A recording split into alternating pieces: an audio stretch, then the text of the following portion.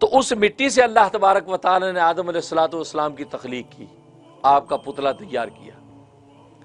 پتلا جب تیار ہو گیا تو ظاہر ہے کہ ابلیس بھی سارے تماشے دیکھ رہا تھا، اور اس کو یہ جلن بھی تھی کہ اللہ تبارک و تعالی اس کو اپنا نائب بنا رہے ہیں، اور یہ ملائکہ کا استاد بھی بنا ہوا تھا ابلیس۔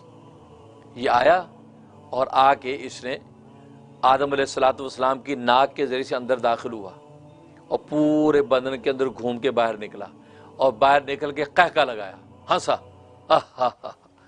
ملائکہ نے کہا استاد جی کیا ہوا، خیریت ہے؟ کہا کہ کچھ نہیں ہے، یہ اللہ نے ایسے اس کو نائب بنایا ہے، کسی کام کا نہیں ہے، کوئی نیابت نوبت نہیں ہونی اس سے۔ خوش ہوا، کہا جی کیوں؟ کہا اس لیے کہ اس کا اللہ نے جوف بنایا، جوف پیٹ کو کہتے ہیں، جوف بنایا اور وہ خالی ہے، اور خالی جوف کی نوعیت یہ ہے کہ اگر وہ خالی رہے گا تو اس کی کمر جھکی رہے گی، کسی کام کا نہیں، کیونکہ پیٹ میں روٹی نہیں ہے، کھانا نہیں ہے، بھوکا ہے، خالی پیٹ ہے، تو اس کی کمر جھکی رہے گی، کسی کام کا نہیں۔ اور جب اس جوف کو کھانے پینے سے بھر لے گا تو اس کھانے پینے کی اس پر غنودگی ایسی طاری ہوگی پھر بھی گرا رہے گا، کھانے میں بھی غنودگی اور نہ کھانے میں بھی کمر جھکی رہے گی۔ جو اللہ نے اس کو نیابت کے جو کام دیے، کام کچھ نہیں کر سکے گا، لہذا پریشان ہونے کی ضرورت نہیں۔ یہ بات کہی، اور لکھا ہے کہ جب باہر نکلا تو غصے سے اس نے حسد اور جلن میں تھوکا، پھر یہ تھوکا تو تھوک آدم علیہ السلام کے اوپر گرا۔ اللہ تبارک و تعالی نے اس تھوک کو محفوظ رکھا، اس تھوک سے اللہ تبارک و تعالی نے کتے کو پیدا کیا۔ یہ جو کتا ہے نا، ڈاگ، اس تھوک سے پیدا ہوا جو ابلیس نے تھوکا تھا۔ ڈاگ کی تخلیق اللہ تبارک و تعالی اس تھوک سے کی ہے کہ جو آدم علیہ السلام کے اوپر تھوکا تھا۔ آدم علیہ السلام کی تخلیق جب مکمل ہوگی تو تھوڑی سی مٹی بچ گئی، مٹی جو بچ گئی، اس بچی ہوئی مٹی سے اللہ تبارک و تعالی نے کھجور کا درخت پیدا کیا، کھجور۔ اس لیے حدیث میں نبی کریم صلی اللہ علیہ وسلم فرماتے ہیں کہ کھجور تمہاری پھوپھی ہے، کھجور کا اکرام کرو، اس لیے کہ کھجور تمہاری پھوپھی ہے، کیونکہ آدم علیہ السلام سے جو مٹی بچ گئی تھی اس سے کھجور کا درخت پیدا ہوا ہے، لہذا اپنی پھوپھی کا اکرام کیا کرو۔ کھجور پھوپھی ہے، اور اللہ نے دیکھو کھجور میں خاصیتیں کیسی رکھی ہیں کہ کھجور فل ڈائٹ ہے، آج کی جدید زبان میں فل ڈائٹ ہے، آپ صرف روزانہ کھجور کھاتے رہیں، پانی پیتے رہیں، آپ کو کسی قسم کی اور کوئی خوراک نہیں چاہیے۔ اللہ نے کھجور میں ایسی خوبی رکھی، اس لیے کہ آدم علیہ السلام کی مٹی ہی سے تو بنی ہوئی ہے، تو گویا کہ اس انسان کی جسمانی تخلیق ہی کا حصہ ہے کہ لہٰذا انسان جب کھجوریں کھاتا ہے، پانی پی لیتا ہے، اس کی زندگی رواں دواں ہے، اس کو کسی قسم کی کوئی کمی نہیں۔ ایسی خوبیاں اللہ نے کھجور میں رکھی۔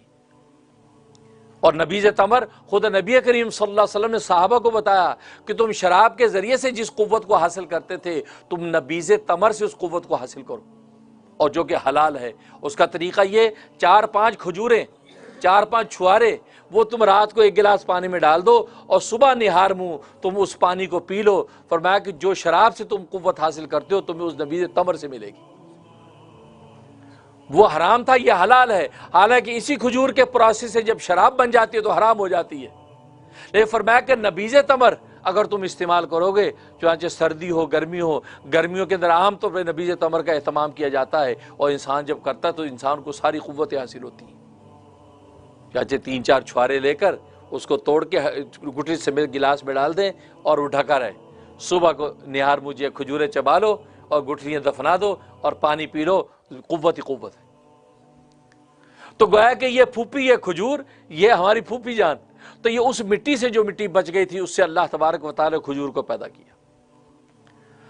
تو یہ ابلیس جو اس نے جو تھوکا تھا اس سے یہ کتا پیدا ہوا، اور آدم علیہ السلام کے اندر جب اللہ تبارک و تعالی روح ڈالی اور آپ نے چھینک ماری، چھینک، وہ جو چھینک ماری ہے اس چھینک کو اللہ تبارک و تعالی نے محفوظ کر لیا تھا۔